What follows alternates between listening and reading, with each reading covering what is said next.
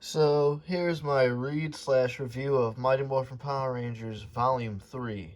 This is the Boom Studios version of Mighty Morphin Power Rangers, the 2020 version. If you follow along my channel, not many people are, but if you're the one person or the two people that do, you know what I'm talking about. This is the variant that I got. I really like this cover because the White Ranger is one of my favorite Rangers. But other than that, let's get on with the story. We start over 10,000 years ago on a planet named Bivix. We see Zordon and Zardes are dressed up as natives on something called a supervision, which pretty much they walk around the planet to supervise and see what the natives are up to. We then see Zordon and Zardes talking about their reasonings on becoming a Guardian, and the choices they want to make when their time's done being a Guardian. And I find Zordon's interesting. When Zordon's done serving his time as a Guardian, all he wants to do is go back to his home planet, live on a farm, and start a family. Which really makes me think, what happens from here to the shows where his head's in a chamber? I hope this series really explains that.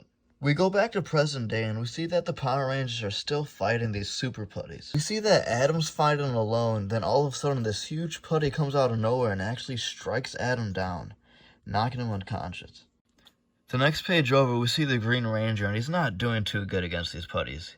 He's getting beat and tossed around like a rag doll.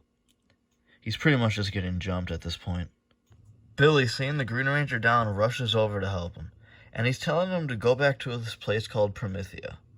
And to me, it seems like Billy knows who the Green Ranger is. Bad thing is, though, Aisha's right there, and she seems to hear everything.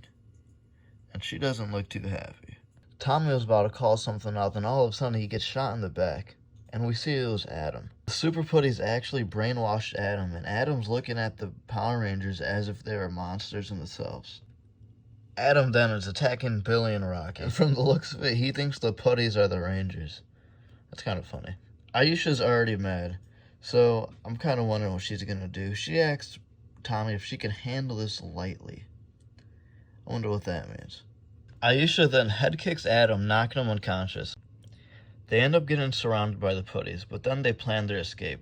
They're headed back to the command center. We're back at the command center now. Once they're at the command center, they start to work on Adam and start to recover from the beating they just took. They're all frustrated, but as all this is going on, Alpha discovers where the Green Ranger teleported to. I like seeing the Green Ranger in this tube. This reminds me of when Goku and Vegeta healed up in that tube when they were fighting Frieza on Planet Namek. I don't know. I like that a lot. It's kind of funny. Alpha was really surprised where it led to, and this place looks kind of weird. We see some characters that we don't really know yet, and then all of a sudden Zordon pops up out of nowhere.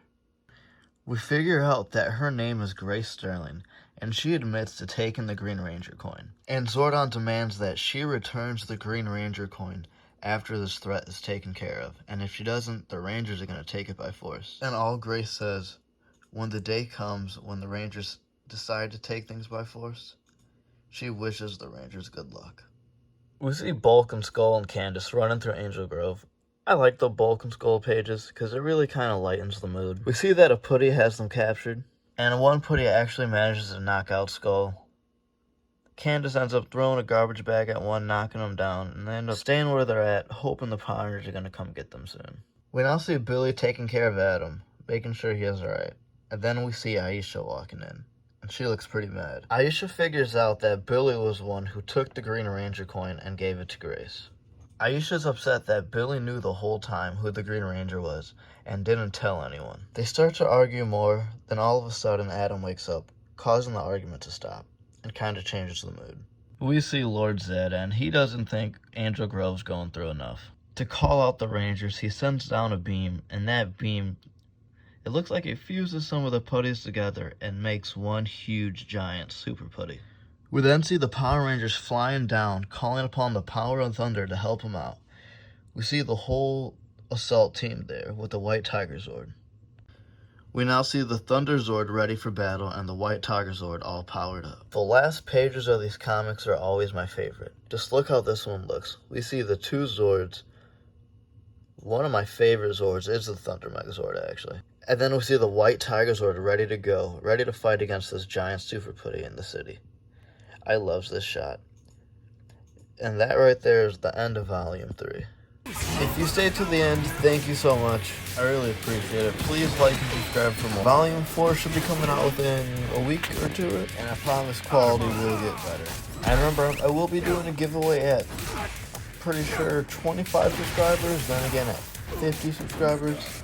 Let's see if we get there. It will be a Funko Pop. It's going to be a good one. I want to choose a good one to give away, but that's if we get there. But thank you again. Don't forget to like and subscribe, man. Goodbye.